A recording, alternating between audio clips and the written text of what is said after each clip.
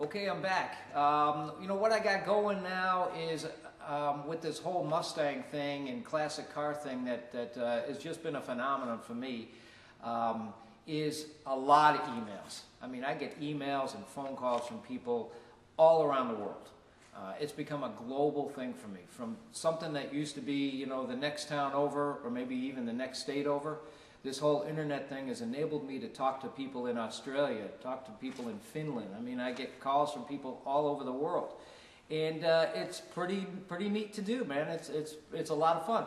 But that being said, let me read you a few of these emails. I got a kid in Canada that's got a 70 convertible that he's always dreamed of having, finally got the car, and he tells me here that from an outwardly appearance, the car actually looks pretty good. The top is decent, the paint is okay, the interior is pretty good, but the undercarriage rust, floors, and frames are in pretty bad shape. And he can't seem to find anybody up there that really not only knows what they're doing, but can do it in a manner where it's affordable for him. Because if you don't know what you're doing on something and you have to experiment with it, you tend to want to charge more, so this way you can charge people for the mistakes you might make. And that's understandable.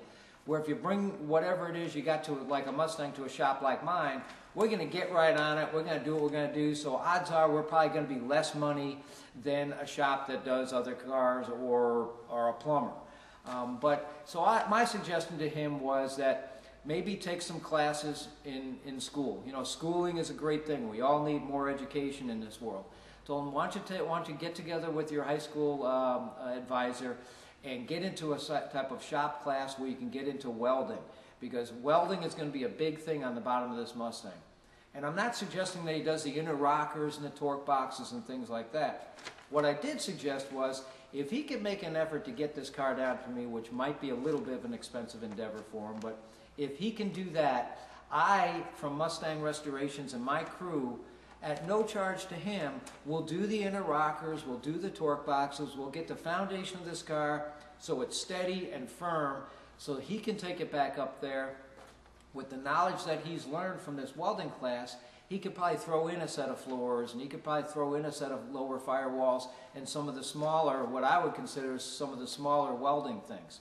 Sure, I would coach him over the phone and lead him down a few paths when he run into things, but the main stuff, the foundation stuff that actually holds the convertible up, is what we would do here for him anyways, so he really couldn't get himself in trouble.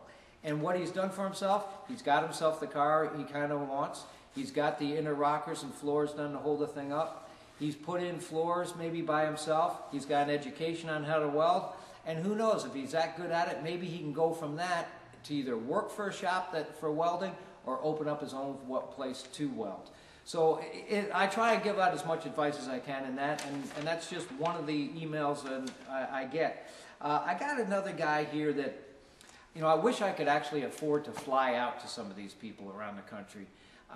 This guy here tells me that the economy has hit him pretty hard, and his dad had left him a 70 Mustang Fastback in his garage. His dad passed away, and this thing was left in the garage to him.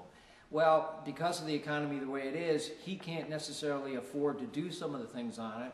And from what it says here, the car hasn't run in like 5 or 6 years. If I had all the money in the world, I would get on a plane, fly out there, bring a few tools with me, and then work with the guy in his garage and try and get his dad's car up and running for him. So what I'm going to try and do, I'm going to try and give him a few tips through the email. Probably pick up the phone, call him, see if I can coach him over the phone and get him as far as I can. But those are the kind of the heart-wrenching ones I get once in a while. It really affects me in that way.